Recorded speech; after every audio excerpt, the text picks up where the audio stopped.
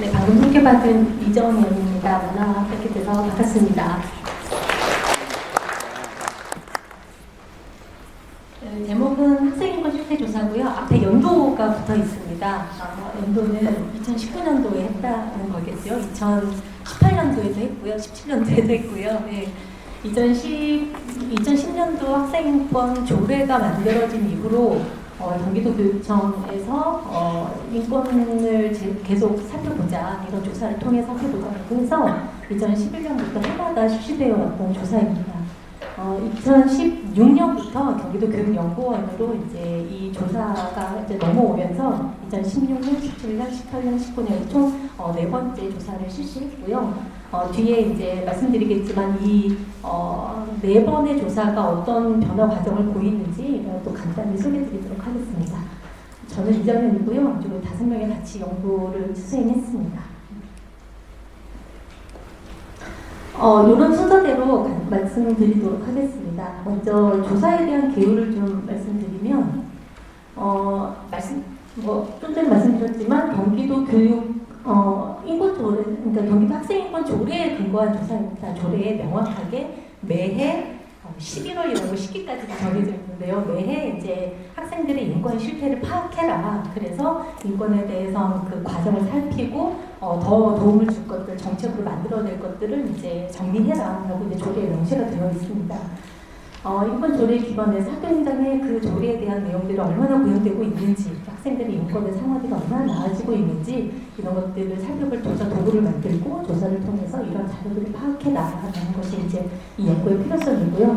그래서 그 데이터를 가지고 인권 교육을 세운다든지 학교의 인권의 상황에 대한 실태를 보고하는 그런 자료를 활용하고 있습니다. 이번 연구에서 연구 내용으로 삼은 것들은 이제 학생과 관련된 조사들은 반복적인 조사이기 때문에 조사 문항이나 도구들이 만들어져 있기는 하지만 그것이 학교 현장과 정말 적절하냐 이런 것들에 대한 검토를 진행을 했고요. 그리고 실제로 조사 도구를 완성해서 조사를 실시하고 그것을 분석을 했고 이것을 결론을 써 재현을 하는 것까지 연구 내용이 들어있습니다. 연구 방법으로는 이제 여러 가지 학생 인권에 대한 개념, 권리 항목들 이런 것들에 대한 그 문학 연구들이 이제 1차적으로 이루어졌고요. 설문조사는 경기도 내에 있는 700개 학교가 표집이 되었습니다. 초등학교 400개, 중학교, 고등학교 각각 200개 학교씩 700개 학교 굉장히 대규모 조사입니다. 2011년도, 12년도 처음에 실시할 때는 전수조사도 했었더라고요. 교육청에서. 근데 학교에 이제 학생부 실태조사라는 것이 해마다 실시되는 것이 학교에 대한 피로감도 있고 그래서 전체 경기도의 30% 학교를 표집해서 실시를 했고요. 그래서 작년에 했던 학교가 또 포함되지 않도록 30%에서 제외되도록 참여 경험이나 아니면 학교의 규모, 지역 이런 것들을 좀 표집에 대한 기준으로 삼아서 진행을 했고요. 총 700개 학교 중에 620개 학교가 참여를 하셨습니다. 그리고 이제 설문조사 외에 면담조사를 진행했는데요. 여러 가지 학생인권의 전반적인 상황을 다 면담을 조사할 수 없어서 이제 올해는 특정 주제가 학생인권 교육에 대한 걸 초점 주제로 삼았습니다. 인권 교육이 어떻게 진행되고 있는지, 참여한 학생들, 그다음에 대상자인 교원, 보호자들은 어떤 교육에 대한 경험이나 인상을 갖고 계시는지, 그리고 인권 교육을 외부 강사를 통해서 진행되는 학교도 굉장히 많더라고요. 실제로 경기도 학교에 외부로 이제 인권 교육을 실시하신 분들은 어떤 경험을 하고 계시는지, 그리고 인권 교육이라는 타이틀 만들어 진행되고 있지는 않더라고요. 민주시민 교육의 추천학교에서 어떻게 이제 인권 교육을 하고 있는지 내용을 좀 살펴보았습니다. 시간상 면담조사에 대한 내용은 보고서를 좀 참고해 주시고요. 오늘은 설문조사의 실태에 대한 이야기를 주로 말씀드리도록 하겠습니다. 학생인권과 관련된 조사를 조금 정리했는데 그냥 간단히만 말씀드리면 우리나라가 유엔 아동권리 협약에 비중국으로 참여하면서 아동권리에 대한 관심을 가지게 되었죠. 그래서 학생인권이라기보다는 사실 아동청소년 인권이라는 말이 아마 국제적으로 더 많이 사용되고 있을 겁니다. 그럼 우리나라가 이 유엔 아동권리 협약으로부터 이제 실태를 보고하면서 권고사항을 받은 내용들은 거의 대부분이 학교와 관련된 내용이었어요. 학교 안에서 학생들이 이런 치매에 대한 경험들이 많이 있고 이런 것들을 빨리 좀 고쳐야 된다라는 권고사항들이 워낙 많았었고 그렇기 때문에 우리나라에서 아주 특수하게 학생인권이라는 말이 나오게 되었던 것 같습니다. 한국 아동청소년 인권실태 연구가 해마다 이제 전국 단위에서 이제 아동청소년 인권에 대한 전반적인 것을 실태를 다루는 조사가 수행이 되고 있고요. 학생 인권이라는 것은 지역 단위로 많이 이루어지고 있습니다. 각 지역에 학생이라는 이름이 들어있다 보니까 교육청에서 주관하는 조사들이 많이 있고요. 학생 인권 조례가 이미 제정되어 있는 4개 시도에서 이제 주로 이제 실시를 하고 있고 조례가 제정되어 있지 않더라도 자체적으로 지자체나 아니면 교육청 단위에서 실태 조사를 많이 운영을 하고 있습니다.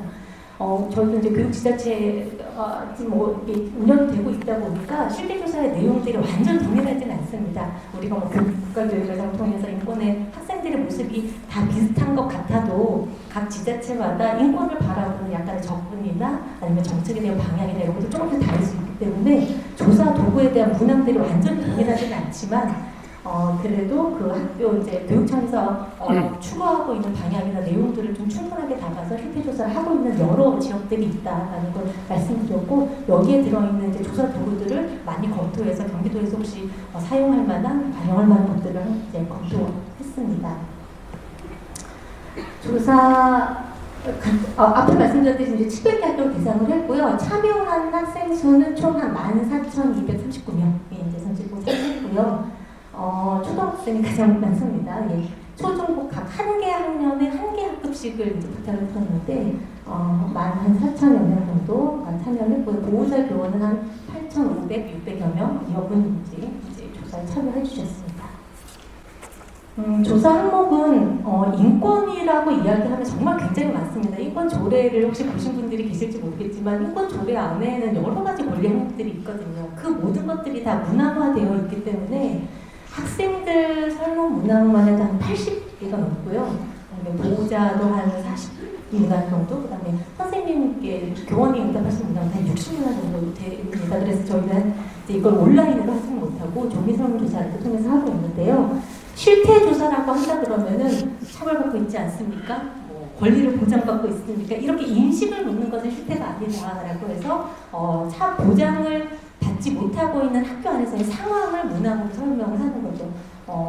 폭력 아니 차별받지 않는 권리를 보장받고 있습니까? 이렇게 묻는 것이 아니라 학교에서 차별이 일어나는 어떤 상황이 주로 어떤 것일까라는 것이 검토가 되고 성적으로 인한 차별 이렇게 이제 명확하게 그 상황을 설명한다든지 아니면은 사생활의 비밀과 개성 실현의 권리를 보장받고 있으십니까? 이렇게 묻는 게 아니라 등교식에 교복이나 용모 지도를 받고 있느냐 이렇게 이제 실태를 정말 볼 수 있는 문항으로 조사가 되었습니다.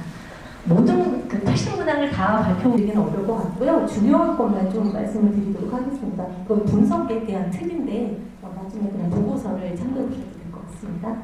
조사 결과 몇 가지를 좀 말씀드리면 우선 학생인권 조례를 알고 계십니까? 라고 물어봤더니 학생들의 한 49%는 모른다 이렇게 응답을 했습니다. 그리고 내용에 대해서 잘 알고 있다는 학생 한 10% 정도밖에 안 되더라고요.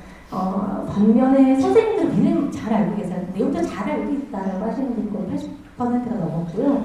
학생들의 이 모른다는 비율이 안타깝게도 점점 좀 늘고 있습니다. 네. 그 학교별로 이제 추이를 좀 보시면 초등학교 학생들이 이미 반 이상이 모른다라고 응답한 건 2017년도부터였고요. 모른다는 비율이 조금씩 더 증가하고 있고요. 잘 안 보실지 모르겠는데 맨 위에 있는 이제 그래프가 모른다라는 그래프가 중요합니다. 그리고 이제 현재 고등학교 학생들은 이게 조례가 지정된 지 10년이 됐기 때문에 거의 초중고등 모든 대부분의 학교 생활을 조례와 함께 했을 거예요. 그럼에도 불구하고 이제 모른다는 비율이 꽤 많습니다. 40% 이상이 됩니다.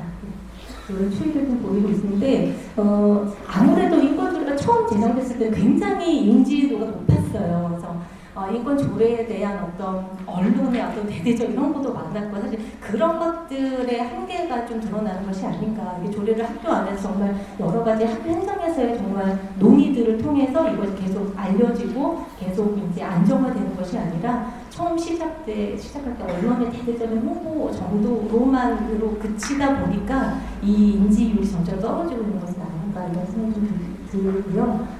차별하지 않을 권리에 대해서는 학생들에게 성적에 따라 학교의 성적에 따라 학생들 차별하지 않습니까? 라고 했을 때 그렇네 차별하지 않습니다라고 하는 비율입니다. 초등학교 학생들 가장 높아요. 그리고 중학교, 고등학교 학생들이 이제 이렇게 응답을 했고요. 차별하지 않는다는 응답인데 조금씩 낮아지고 있다는 거죠. 아까라고 부분이고요. 체벌에 대해서는 교사로부터 직간접적인 체벌의 경험이 있으십니까? 라고 했을 때 한 번도 없다, 올해 한 번도 없었다라고 하는 학생들의 비율이 점점점 늘고 있습니다. 그래서 경기도에서 그래도 조례 이후에 학생들의 정말 체벌은 없습니다라고 강하게 이제 그 성과를 이야기 많이 하시는데 정말 충분히 그럴만하지만 그럼에도 불구하고 한 15% 정도의 학생들은 중학교 학생들은 체벌 경험이 있다 이렇게 얘기하기도 하고요.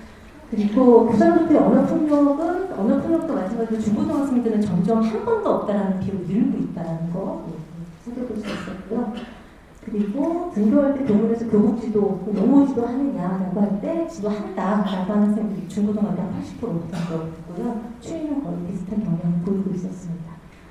그리고 성적 공개 가능성에 대해서 저 때는 이제 성적을 등수를 매겨서 막 대접을 붙이고 그랬는데 요즘 학생들은 성적 공개는 그런 거는 상상을 못해요. 그런 일은 정말 안드로메다에서나 일어나는 일로 생각합니다. 학생들은 성적 공개나 성적이 유추 가능성이 있다는 것을 반편성할 때, 심화반 운영하고 특별반 운영할 때 이런 것들로 이제 인식을 하고 있더라고요. 그런데 이 성적도 가능성이 있느냐라고 하는 것이 가능성이 있다라고 하는 것까지 거의 고등학교는 한 40% 정도 학생들 그리고 다행히 초등학교 학생들도 많이 떨어지고 있는 것으로 나타났습니다. 실태에 대한 몇 가지 주요 문항을 말씀드렸고요. 이제 이 학생들의 인권 의식을 바로 세우고 민감성을 낮추지 않게 유지하고 그러기 위해서 이제 학생들에서 학교에서 이제 인권 교육이라는 걸 하는 것이지요. 그래서 실태교사 문항 안에 인권 의식을 이제 측정하는 문항들이 들어있습니다. 6개 문항으로 되어 있고요. 그 6개 문항에 이제 평균값을 가지고 학생들의 인권 의식의 추이를 본 건데요.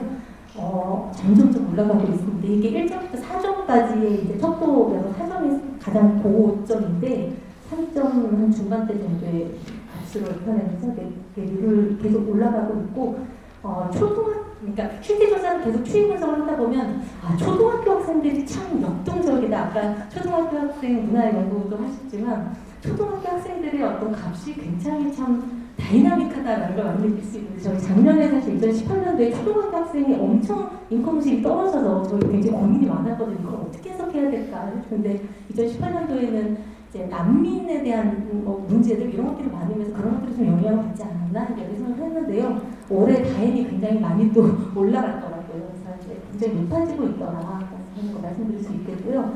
학생들이 인권의식에 영향을 미치는 요인들은 무엇인가라는 걸 좀 집중 분석했습니다. 이런 것들을 알아야 학교에서 어떤 부분에 더 신경을 쓰고 어떤 부분을 더 고려해야 하는지를 알 수 있을 거기 때문에 인간의 어떤 인식이라는 것이 어떤 것인가 그것은 개인의 경험, 그 다음에 개인을 둘러싸는 환경적인 요인의 어떤 상호작용이다라는 여러 가지 이론들이 있죠. 여기에 기반해서 인권 실태조사의 문항들을 환경적 요인, 그리고 경험 요인으로 나누고 이것들의 영향 요인들을 좀 분석을 했습니다.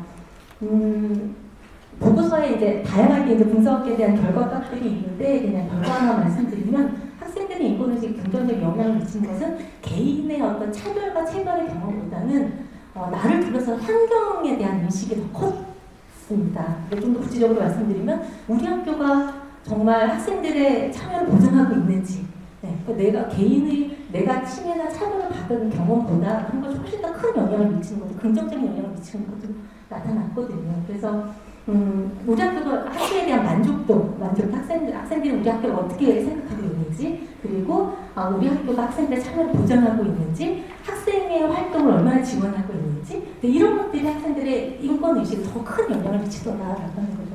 개인의 경우도 물론 긍정적인 영향을 미치고 있었지만 그것보다 더 큰 영향력을 가지고 있었다. 부정적인 영향을 미치는 것들은 징계의 경우였습니다. 사실 이것도 같은 맥락으로 다뤄보면은 체벌이나 사물의 경우보다 이것이 학교에서 어떻게 절차화되고 있는가라는 문제를 아이들은 더 느꼈던 것 같다고 저는 해석을 했고요.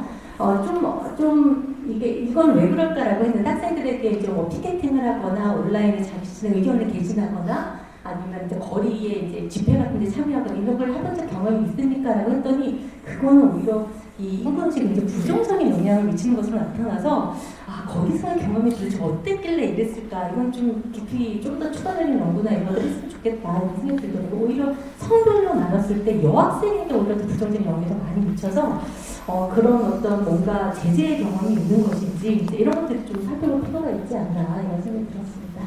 몇 가지 좀 제언을 좀 말씀드리면 학생 인권에 대한 어떤 여러 가지 연구 이제 면담 조사나 이제 통해서 살펴보면 이제 학생 인권이라는 단어가 우리 학교 안에는 굉장히 낯설진 않더라고요. 모르는 분도 없고 많이 들어보고 하지만 이것에 대한 본질적인 이해는 굉장히 차이가 많더라라는 걸 느낄 수 있었고요.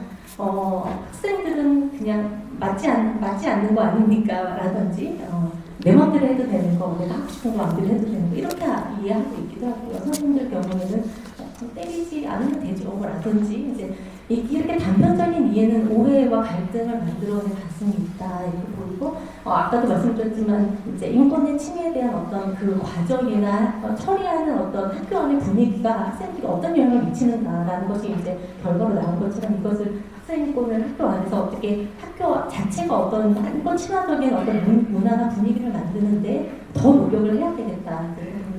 이런 제안을 좀 드릴 수 있을 것 같고요.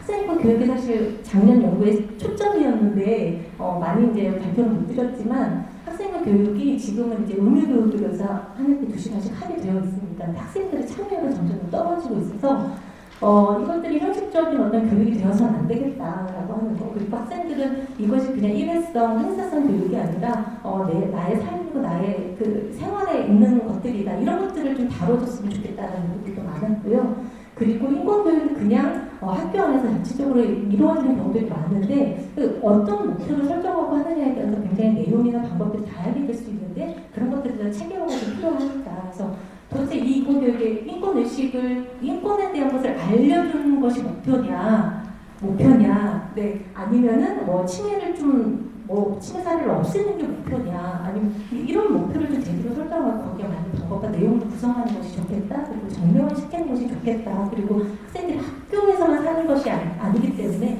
가정과 아니면 지역사회와 함께하는 그런 프로그램을 만드는 거에 대해서 도움이 되겠다 라는 생각을 하고요. 선생님들 조례 이제 10년을 되돌아보는 어떤 객관적인 평가 그런 것들이 좀 필요하지 않겠나 싶고 그리고 했냐 안 했냐라는 것만 교육청에서 점검하는 것이 아니라 제대로 된 모니터링이 좀 필요하겠다라는 걸 좀 말씀드리고 싶고요.